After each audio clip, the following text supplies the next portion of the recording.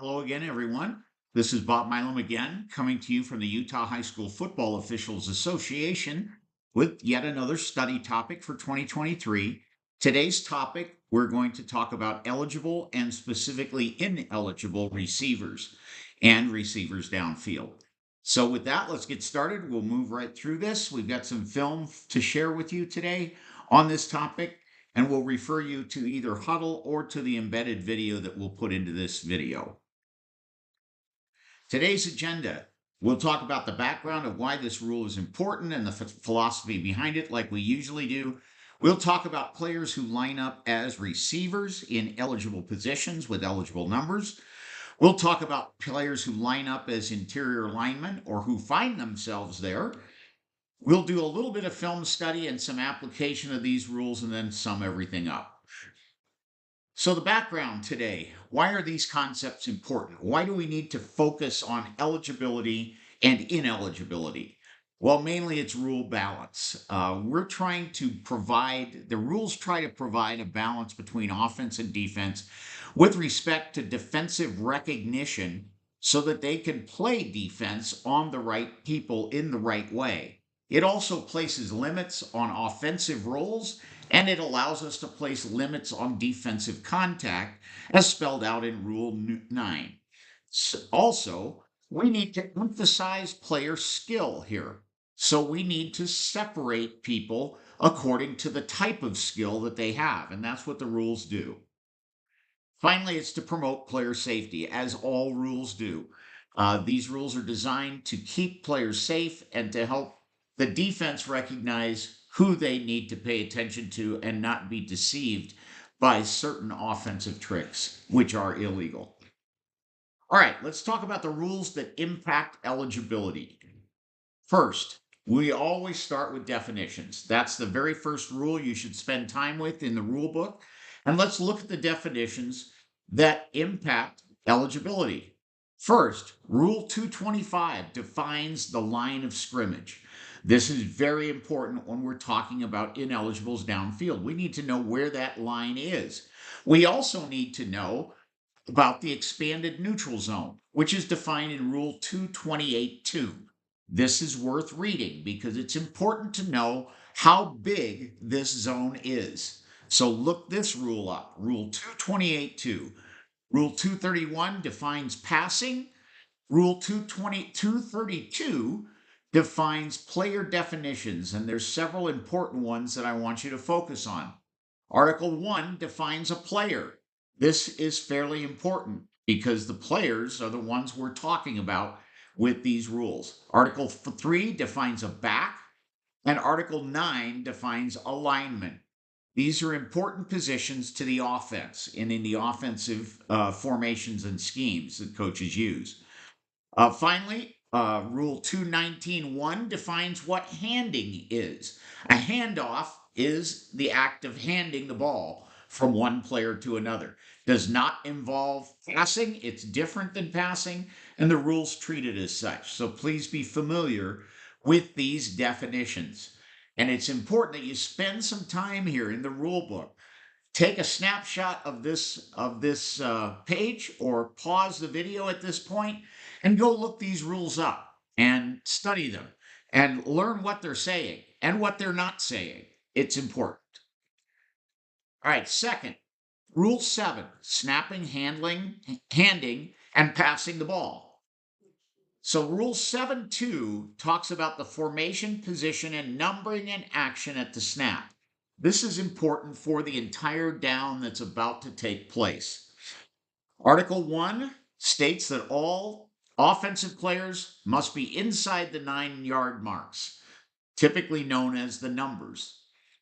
Article 3 says that all A players who are not on the line must be legally positioned as backs, and it defines what that position is. The only exception is for a quarterback under center taking a direct handoff snap in a T formation. Article 5A states that Team A may have no more than 4 backs in their formation. 5B says that at least 5A players on the line must be numbered 50 through 79. Very important numbering rule that impacts eligibility. Article 5C says that no players may participate in a down where for either the offense or the defense wearing identical numbers. Boy, this would have been good to know for a certain team from across the country. Article 6 talks about that after a shift, all players must be set simultaneously for at least 1 second before they resume moving. And after that, only one player may be in motion at the snap.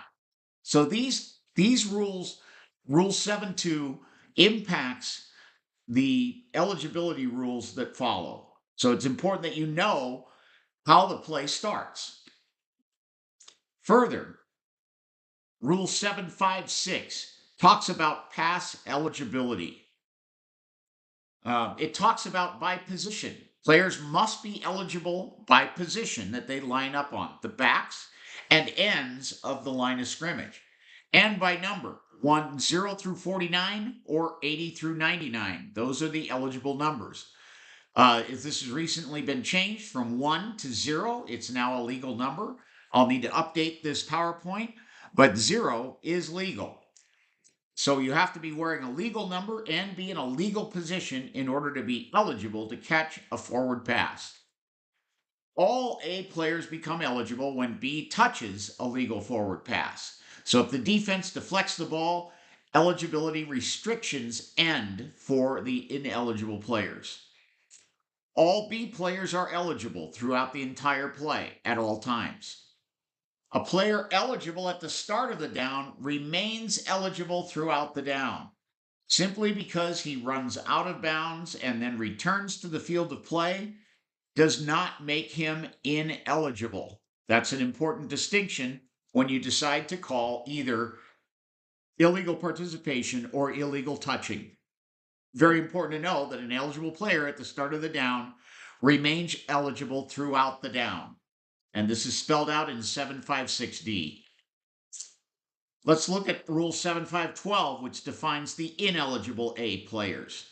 They must stay in the expanded neutral zone, which is 2 yards deep, not 3 yards deep, not 5 yards deep. It's 2 yards deep, according to the rules, until a legal pass which travels beyond the neutral zone is in flight.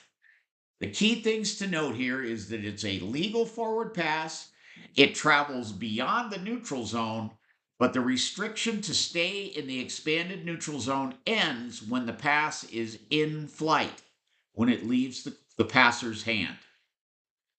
The last rule that impacts eligibility is illegal touching, and this is found in Rule 7513. And it says that it involves bats, muffs, or catches, which are all intentional acts by ineligible A players. So it must be an intentional act in order to be illegal touching. If the ball simply hits a kid in the back of the helmet, that is not an illegal touch. It has to be an intentional act by the player trying to touch the ball, who is ineligible. And it only applies to ineligible A players.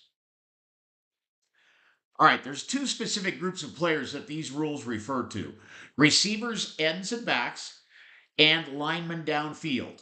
So let's look at each group. First, for the receivers, the ends, and the backs. They're impacted mainly by offensive formation and correct alignment in order to make themselves eligible. Namely, correct offensive participation. Namely, they got 11 in the game. So that helps. Also, the line of scrimmage. Are they on or off the line of scrimmage? Wings, you deal with this on every play. You have to know who is eligible by the way they line up. Is the formation balanced or unbalanced? And is the offensive line balanced or unbalanced? These impact the receivers and backs eligibility. So make sure that you know when the play starts who your eligible receivers are on the play and who you need to key on. Finally, the numbering rules. Covered receivers sometimes happen because of incorrect alignment, other times by design. And we need to know if a player who is lining up in an eligible position is actually eligible, either by numbering or by position. All right, let's look at linemen downfield. This is usually impacted again by correct formation and by play execution. These fouls that occur with linemen being downfield are generally mistakes, not usually deception or by design. And if they are deception or by design, that's when we definitely need flags on linemen illegally downfield. They're also impacted by improper receiver alignment and numbering. If a receiver lines up and covers a player who thinks that they're eligible, they may wind up downfield thinking they're running a pass pattern, but they're just a covered receiver downfield. Also, passing plays that break down. This is when linemen don't always know where their quarterback or their passer is. So, this is usually when linemen will wander downfield. Also, sometimes they just don't pay attention. So, usually these are mistakes that happen during the play, much like a false start is a mistake that happens prior to the play. So, these are the similar types of mistakes that happen. The RPO offense, run pass option, has effects on the offensive decisions, and we need to take these into account. Or it could be deliberate attempts to deceive or to gain advantage. In any case, these are the reasons why linemen go downfield illegally. So we need to be on the lookout for these types of situations. One additional thought, you really need to know your numbering exception rules for scrimmage kick formations. These are found in the definition section, Rule 214.2a and 214.2b affect this, and the exceptions 1 and 2 to Rule 725b. Now, I list these here and I urge you to look these up, read them over, and try to understand them. Now, you may not understand them at first, but when you see them on the field, at least you'll be familiar with what the rules are saying here. So make sure you understand these numbering exception rules. All right, we're going to pause the video here and load up some film. All right, we're back with a series of 6 plays that we're going to take a quick look at here. Here's the first one. Hopefully I can get the play to work. There we go. All right, so the first thing to note is that we have 3rd and 10. The line of scrimmage is the A24. I want you to watch the snapper on this play, his action and his timing as this play develops and unfolds. So here at this point, the linemen are releasing their blocks, and the head linesman at the top of the screen should be keying on the action that is happening right in front of him, and it appears that he is. Our line judge has no need to watch his key at this point just yet, because we have no defensive player or no opponent is near him threatening him with contact. So at this point, he needs to be following the snap, tackle, back protocol. And we need to be focusing on the tackle. And by following this action, we should note that the tackles and the offensive line are allowing the defenders past them. This should be a big red flag that a screen pass is coming. All right, let's go to the next stopping point here.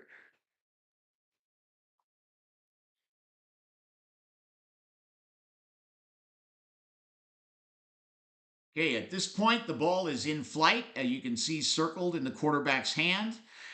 And the snapper, number 56, is at the edge of the expanded neutral zone, which ends at the A26. He is right on the border of being legal or illegal. But the screen pass is set up. It's going to be thrown in the direction of number 43, White. And we'll watch this. And now at the point where it is caught, our lineman is well down the field. He is now 6 yards down the field at the 30-yard line. So the question for you to go look up in the rule book, is this a legal play or a foul for an ineligible receiver downfield? Please see Rule 7512 for the answer to this question. and then you make the call. All right, here's our next play. We're going to have a similar situation. A screen pass will unfold. Here, the quarterback, however, does not like what he sees and throws the ball away. However, notice that he is at the edge of the free blocking zone. The ball was snapped from the far hash, position 5. The pass sails out of bounds beyond the neutral zone extended. Good call here for no grounding.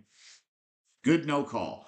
Also, note the position of the offensive lineman as the ball is in flight. All of them are holding their position in the neutral zone. Great discipline here. No foul on this play. So let's let it play out.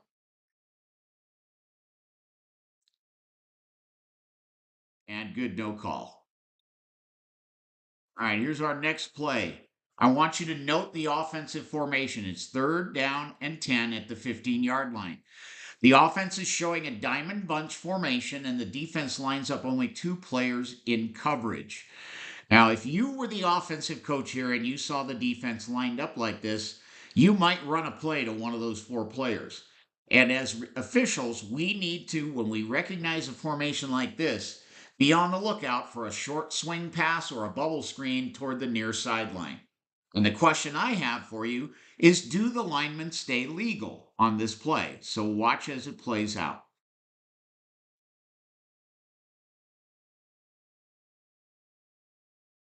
Our ball is in flight, and no eligible receivers are beyond the expanded neutral zone. This is a legal play. This looks good. No violations here. Furthermore, the pass is caught at the A13-yard line, which is behind the neutral zone. This isn't even a pass which crosses the neutral zone. So lineman downfield could not happen on this particular play. So a good no call by this crew.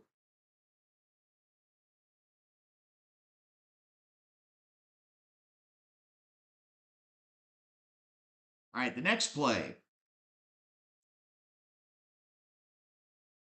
Okay, here we go. I want you to notice that the player that I've circled, you can only see his butt, but he's got an unbalanced. We're in an unbalanced line formation. There are 4 backs. The quarterback is under center. There's a wing back and 2 running backs behind the quarterback.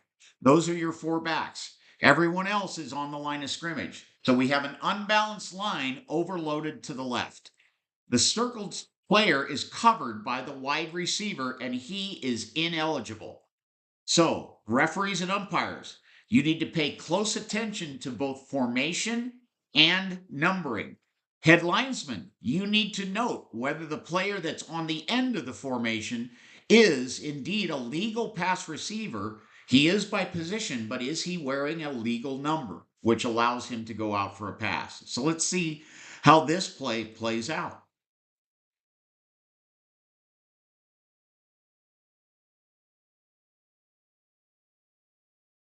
All right, the offense chooses a running play. So the point about formation that we spent some time preparing for is moot. But will you be ready if an offense lines up this way and they pass out of this formation? You need to take these into account so that you can rule correctly on the play by noticing the formation and numbering and action prior to the play.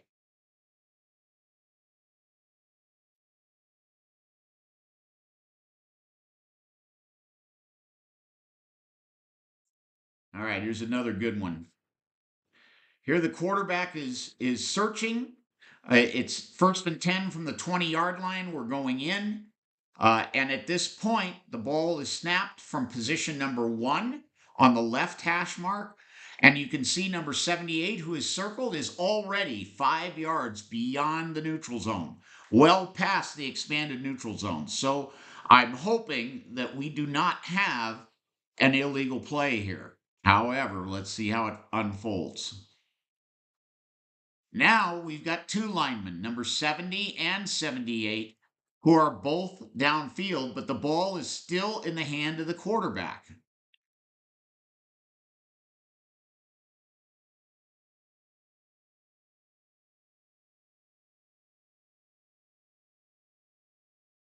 The ball is thrown from the B32 yard line. The quarterback has moved to the middle of the field, position 3, from where the snap was.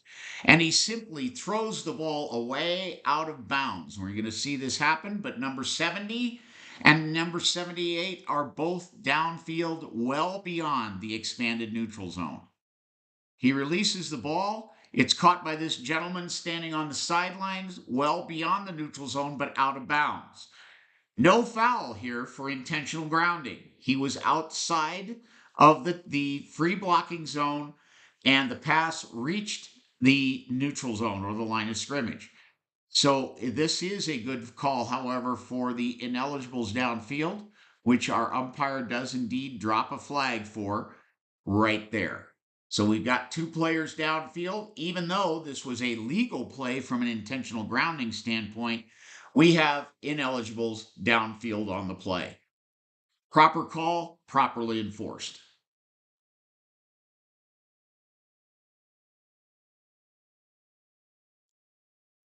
All right, one last one here.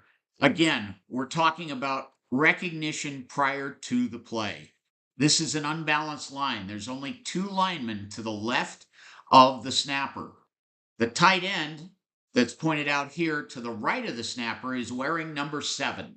He is covered by the wide receiver on the line, and he is ineligible. The left end in the formation is wearing number 52. He is ineligible by number. All formation requirements are met because we have 5 players in the game numbered 50 through 79. There's no foul for this. This is a legal play. However, the offense gives up 1 eligible receiver, but they do so by design. And this is to specifically confuse the defense into trying to cover the tight end, number 7. So should he go out on a pass, he is ineligible. And if he touches the pass, he will commit illegal touching. Let's see how this play unfolds. Well, it's not a problem. They run the ball. But we've got to know this before the run play starts so that we can accurately make the call on this play. All right. We're going to pause this at this point and okay, hopefully you've had a chance to look at those plays either on your own or in the PowerPoint video or the PowerPoint meeting that you've had. So let's move ahead with our last set of sum everything up here.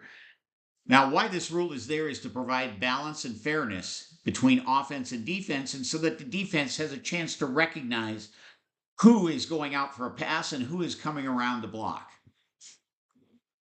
Rule definitions can be found in Rule 2 and Rule 7, specifically Rule 7.2 and Rule 7.5.